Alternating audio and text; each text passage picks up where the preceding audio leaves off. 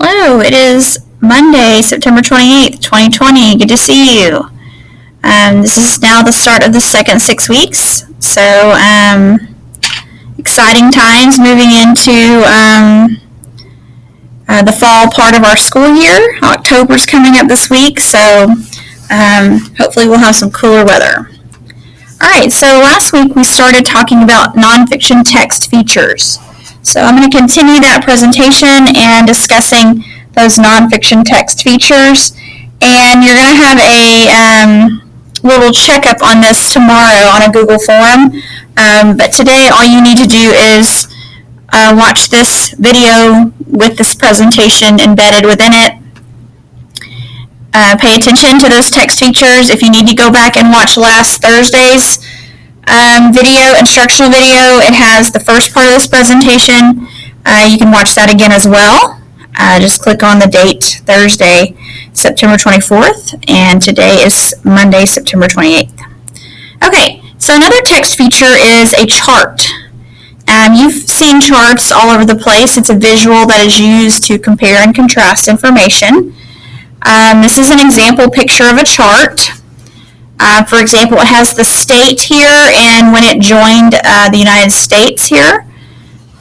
Pretty interesting. So it's just a nice little way to organize information. A graph. It's another way to display information. You started learning about graphs when you were in first and second grade, especially if you were using it when compiling numerical data about different objects. So for example, this is a graph showing the number of cats, dogs, hamsters, and fish.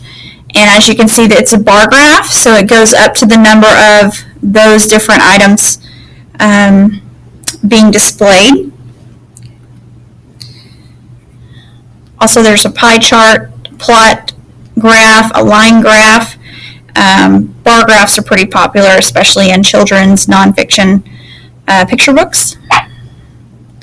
This is a map. It shows different areas. It shows different counties, and it even shows the county lines, and it shows where there's different bodies of water. Sidebar. You see this a lot in textbooks, especially in your history and your science textbooks. It's added information related to the text. It's usually found on the side of the page. It's in a rectangle usually, or some kind of box. It has a border around it. Okay, and that's a little sidebar. Framed text is like a sidebar. It just usually is at the bottom, and it often has a picture in it. It offers nuggets of information not found in the rest of the text, and it also has a box or a frame around it. Those are the sounds of the PowerPoint, so ignore those. Nonfiction texts often have important words written in bold print. As a reader, your eyes are kind of drawn to these bold words. You can often find bold words in the glossary or the index, and they are always important for you to remember. Okay, and it has that darker text, and my mouse is kind of moving over these bold words in this example here. You see where it says mosses and ferns? Down here it says broadleaf trees or broadleafs, coniferous trees, conifers, veins. Those are darker printed words. Those are bold words.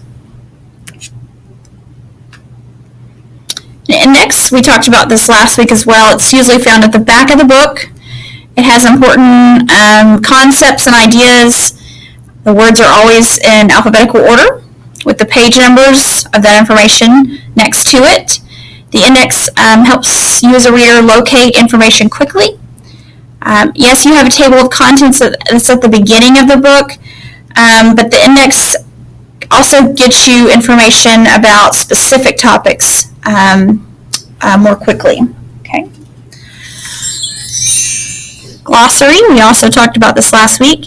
Glossary is like a very miniature dictionary found at the end of a nonfiction book. It gives a definition of unknown words, often the bold words from the book. They're also in alphabetical order. And often the words found in the glossary are in bold, again, in the text in each section. And you can see it in this example. This is an example of an index and a glossary. The glossary here is in alphabetical order. It has the definition, a short definition of the word. Here's the index. It has the different topics in alphabetical order, and it has the page numbers that you can find those topics on within that book. A bibliography, it's located at the back of the book as well. It lists the sources that the author used to find the information to write the book. Bibliographies can be used to find other books on that same topic. If you wanted to do research on, if you're reading books about sharks, it's going to list other resources for you to go and find more information about sharks. It also lets you know where the information comes from, so you know if the nonfiction book is authoritative. Is it legit? Is it true information? If it doesn't really have a bibliography, you might want to question the nonfiction source, and you should question what you read anyway as a reader. So remember to use nonfiction text features to help you read and understand nonfiction. So tomorrow you'll have a little checkup to see what you remembered from today's presentation for nonfiction text features and from last Thursday's presentation of nonfiction text features. All right, you have nothing to turn in today. Have a great day, and we'll talk to you later. Bye-bye.